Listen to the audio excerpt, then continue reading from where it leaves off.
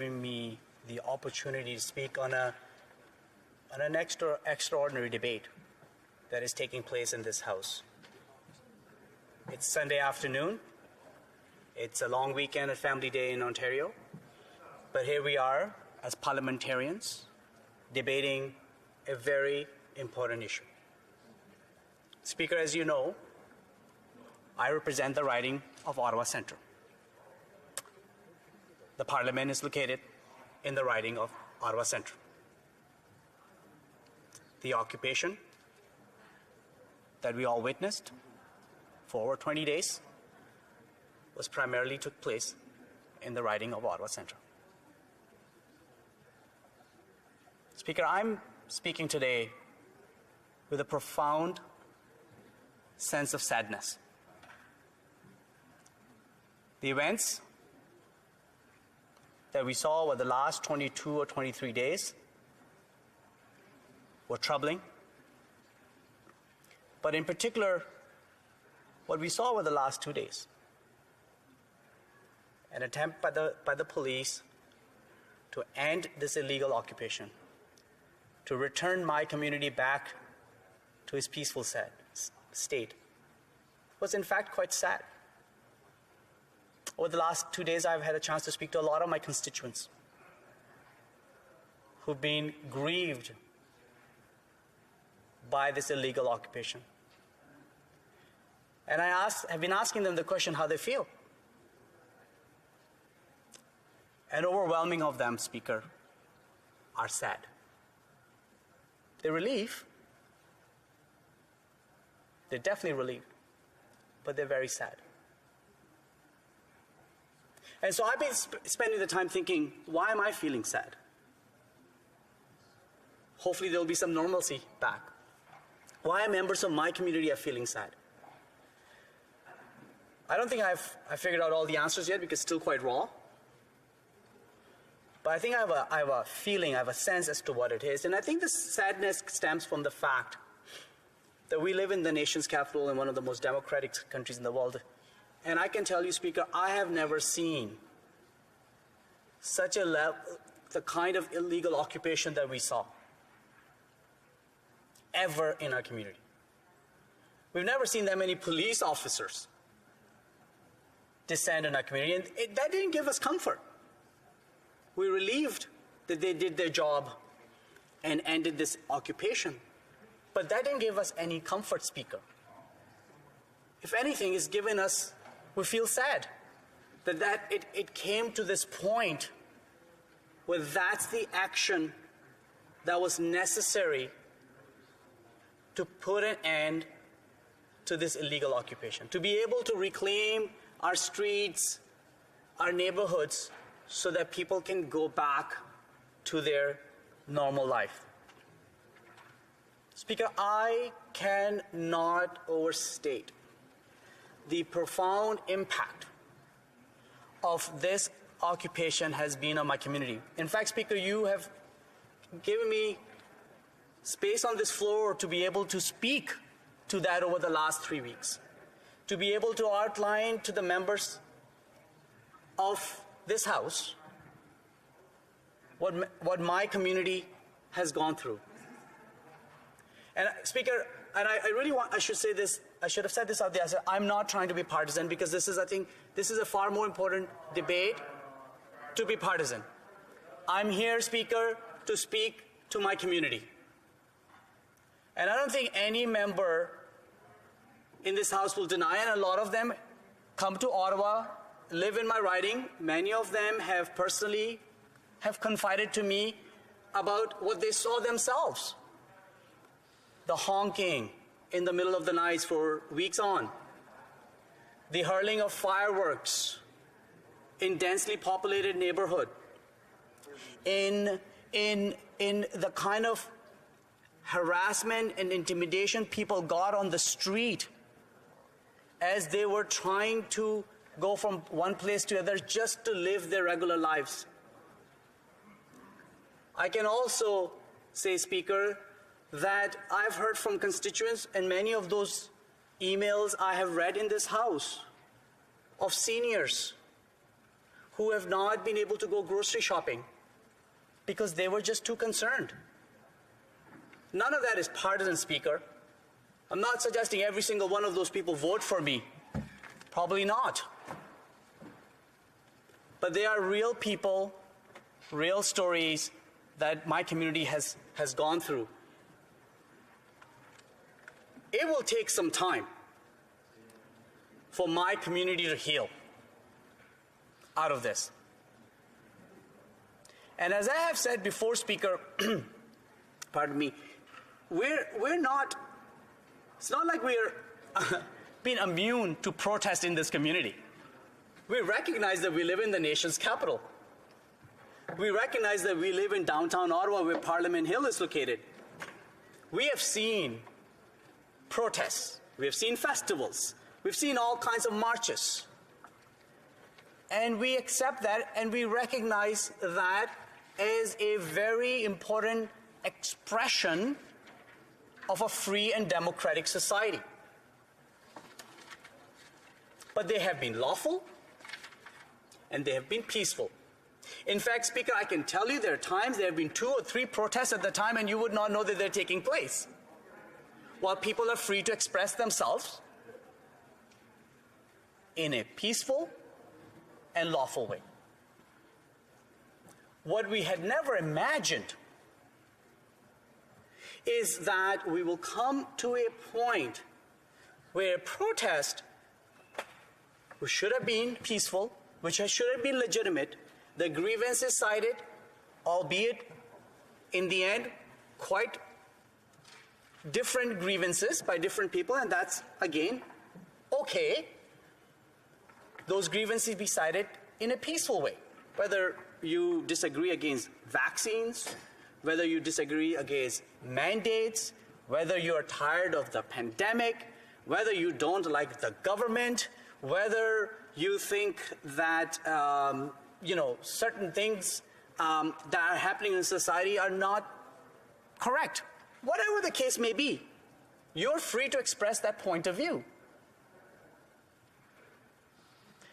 But you are also, in a democratic society, are expected to do so in a way that does not rob of other people's peace.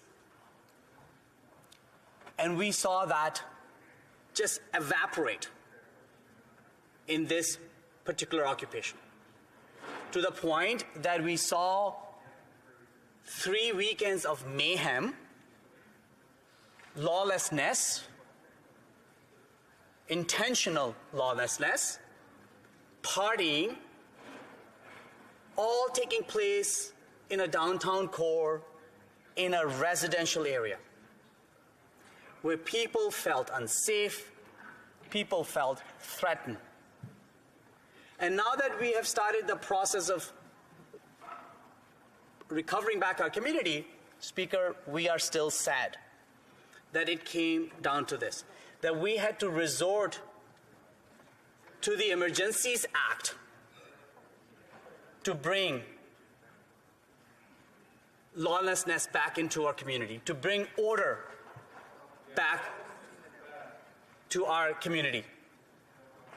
And that's why, Speaker, I am supportive of the invocation of the Emergencies Act. Speaker, I'm a lawyer by training. I have served as the Attorney General of the province of Ontario.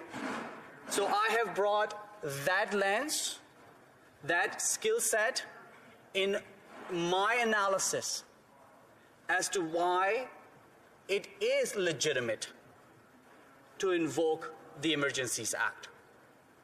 The legislation is extraordinary in nature. But the history of the legislation is very interesting because it was crafted in a manner to ensure that people's charter rights are always protected. That has been the premise of the legislation. Speaker, let's not forget what this legislation replaced. This legislation replaced the War Measures Act. War Measures Act that was crafted before the Charter of Rights and Freedoms came into our lives, as part of our Constitution and did not account, in fact, had powers that were extraordinary in nature that would take away people's charter rights. And the government at that time, Speaker, rightfully decided that War Measures Act will not sustain the charter, and we need to repeal it, and we need to come up with a new legislation that will be charter compliant, and hence Emergencies Act. And if one looks back at the debate, it was a very fulsome debate that was taken on by our predecessors who occupied this House. And so when the government has invoked this, it is in that spirit, Speaker, that measures have been invoked, which, and I know it's been said before, but it's worth repeating, that are very targeted in scope, in terms of the measures and the geography, that they are temporary in nature, only 30 days, and the response is proportional to the situation that we are dealing with. And in all that, to ensure that the charter is not violated. That is what we are looking at.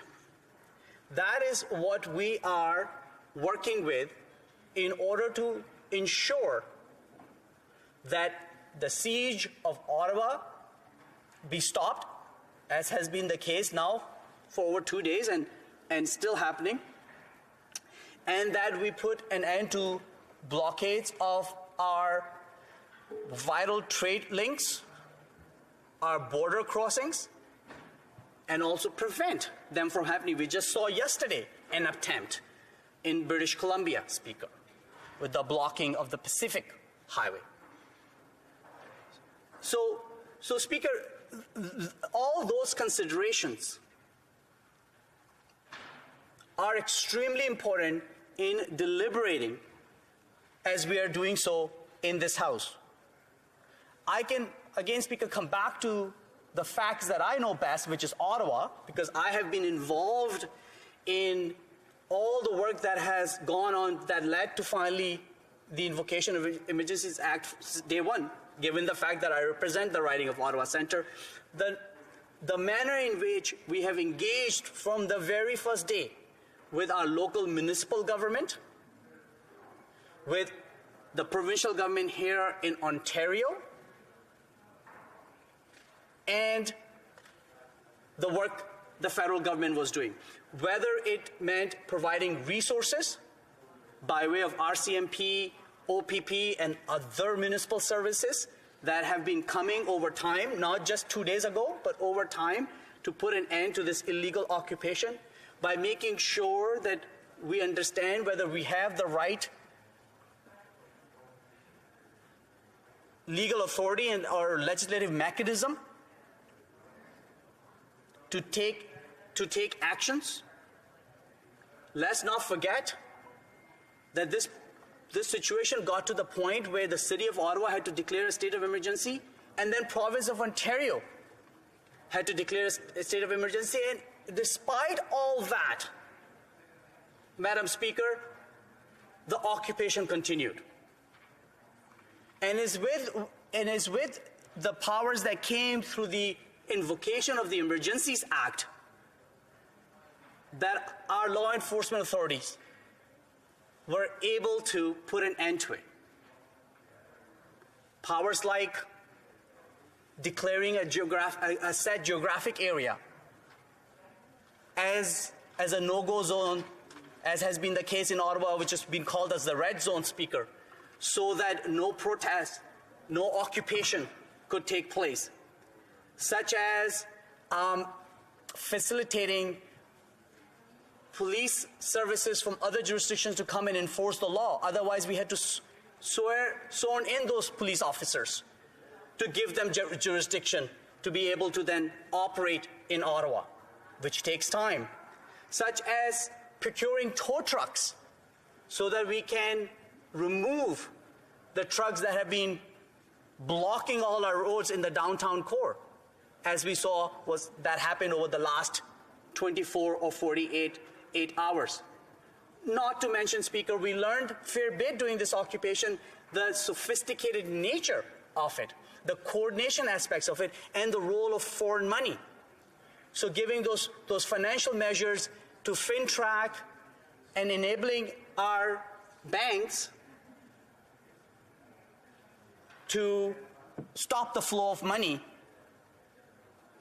that was fueling the illegal occupation. All these steps, all these measures, Madam Speaker, were necessary to have a successful outcome. And we're still not out yet. I mean, I just got in to the House of Commons through I don't know how many checkpoints because I'm a member of Parliament. Imagine how sad I feel, as I was saying earlier, Madam Speaker, to see my downtown feel like a war zone. My beloved city, my hometown, with roadblocks all over. And I asked the members, all of us, for a moment, close your eyes and imagine your community in that state. I think stayed pretty calm because I'm a calm person by nature all through this ordeal. I know many would have not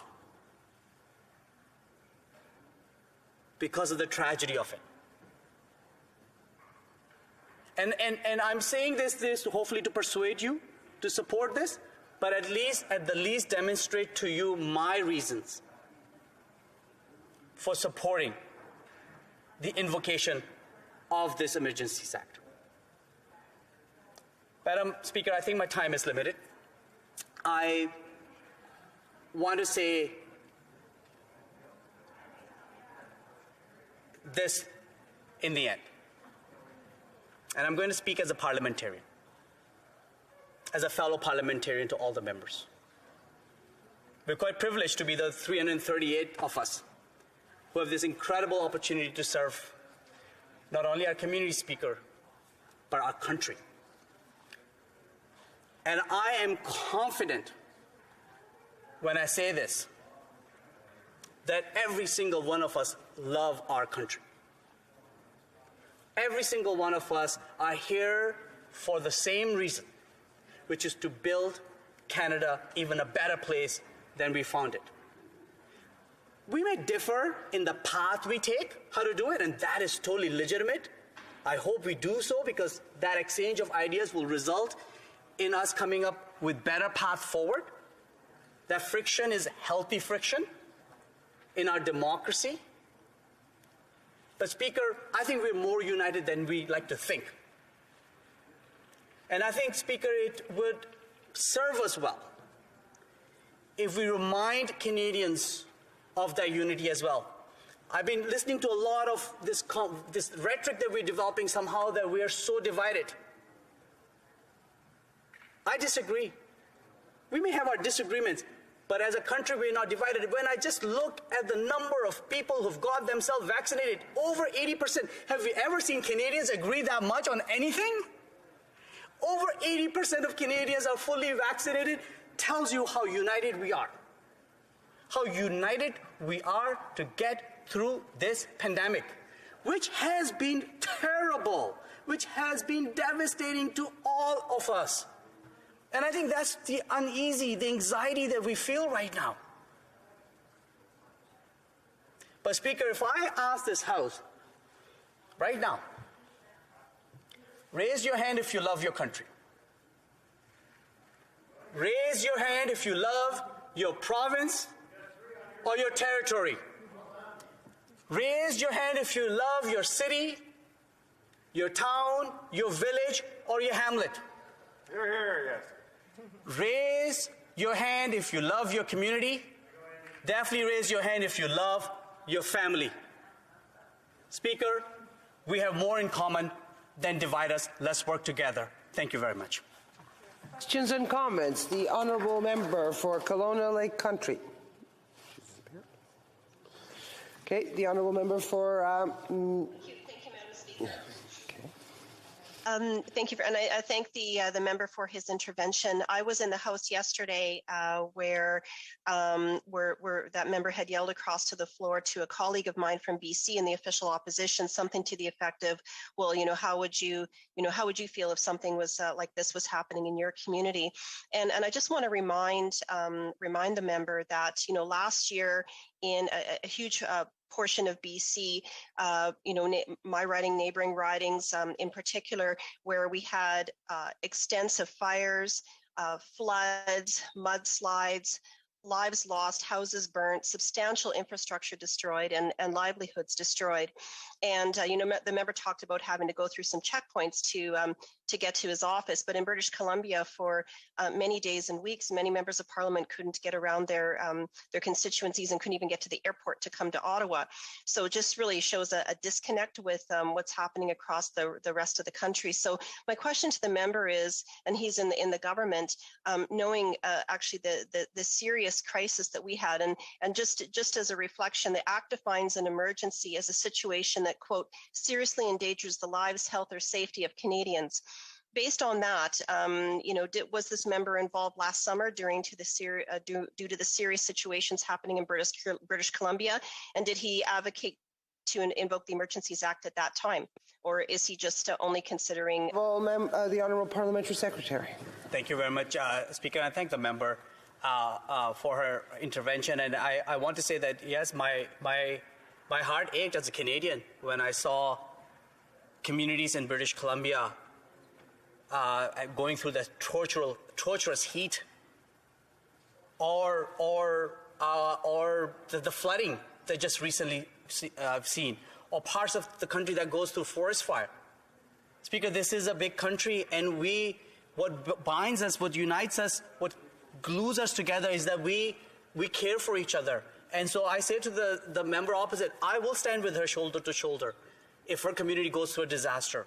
I will listen to her carefully, because she will be in a better position to share with us, the rest of us, what her community has gone through, as I'm sharing with you how my community feels, and find ways to work with her. Thank you.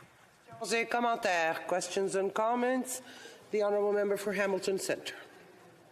Madam Speaker, I believe the honorary member raised an incredibly important point of law around the protection of our rights and freedoms under our charter that is necessary for him to clearly answer in order for us to fully understand the scale and scope of powers granted under the provisions of the proclamation.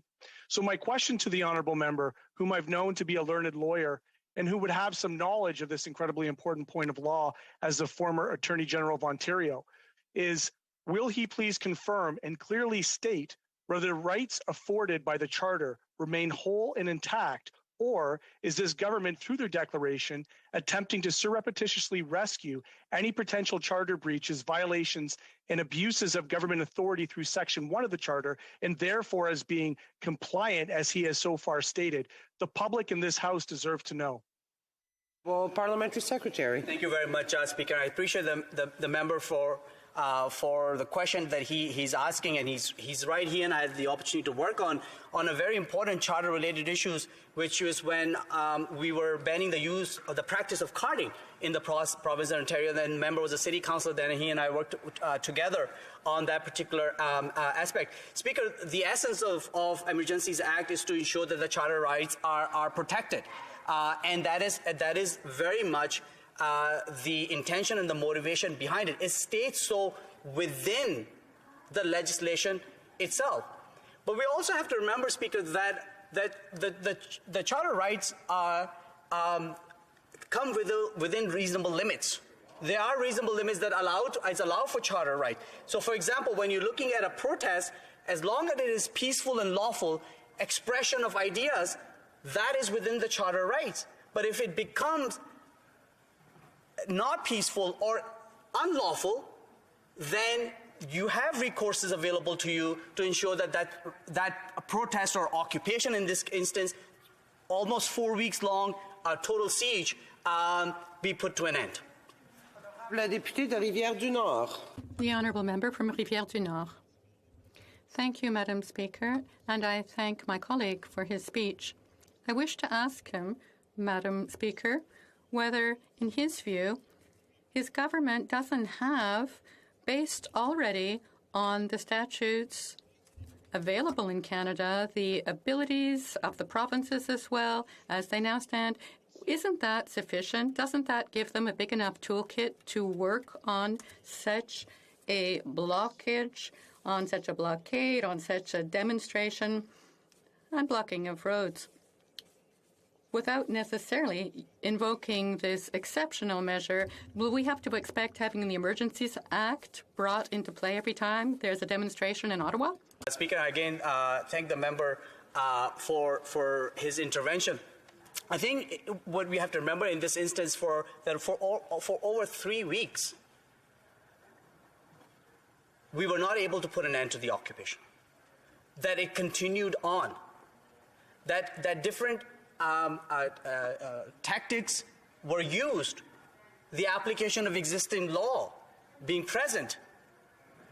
We were not able, our law enforcement agencies were not able to end this occupation. And through the provision of power, some of them that I articulated, and through the application of that, our law enforcement was able to end this occupation. We heard that from our local interim police chief right here in Ottawa, that these powers that has been given to him through the Emergencies Act gave him the sufficient tools necessary to end the illegal occupation of downtown Ottawa. Thank you. The honourable member for Matawaska-Risikush. Thank you, Madam Speaker. I would like to thank my colleague of Ottawa Centre for his speech. I truly enjoyed having him speak to us of his analysis of the events based on his experience, his past as a prior Attorney General of Ontario, as a legal expert. I would like, based on that, for him to give us his expertise. What is the threshold that must be met to ensure that the Emergencies Act must be invoked? Very much, Speaker, and I thank my honourable colleague for his question. Look, the test is in the legislation that there has to be a threat in national in scope, and that you don't have tools available that could deal with them. And we know that this emergency is national in scope. It has impacted pretty much the entire country, with not only the occupation of downtown Ottawa, but the blockades that we saw in Windsor, in Manitoba, in the Emerson Crossing, in Coutts, Alberta, and most recently in British Columbia, where certain tactics have been used to impede not only the lives of people, like in the case of Ottawa, but also the commerce, the economic viability of the country. And the tools that have been available to us have not been sufficient to put an end, not to mention, Speaker, the financial aspect, which is very necessary, which is very much part and parcel of this emergency declaration. Thank you. The honourable member for Mission, Matsqui, Fraser Canyon. Thank you, Madam Speaker, and thank you to the member from Ottawa Centre for some good points. And I disagree with some of them, but he's debating in a strong parliamentary fashion this morning. However, I do disagree with some of the things he said. And as he mentioned, under the Emergencies Act, the key test is whether or not existing laws in Canada can solve the problems that we face. I think in the case of Ottawa, and I've been in and out of the city since the truckers' protest began, is that the actions we saw in the last couple of days are not so much a reflection of the fact that we needed the Emergencies Act, is that the Ottawa police finally started to act. At the very beginning, we could have avoided some of the challenges we had today if the Ottawa police would have taken a different approach from the onset. And the member opposite is the former Attorney General from Ontario. And there is many cases in Ontario where large police presence was required, such as the G20 summit a number of years ago, that had a huge police presence and was able to contain a large crowd. I still have not received enough evidence from the government to determine that no other existing laws would have effectively no other existing laws could not have effectively dealt with the current situation. Thank you, Madam Speaker. The Honourable Parliamentary Secretary, 15 seconds. Thank you very much, Speaker. Very quickly, I would say that I think the member opposite definitely knows that politicians cannot dictate law enforcement as to how to apply the law. We have to rely on them to do the work. What we have heard from our interim police chief, that he has clearly articulated how Emergencies Act allowed him to do the important work he has done with the help of many other police services, including the RCMP and OPP, to put an end to this illegal occupation here in Ottawa. Thank you.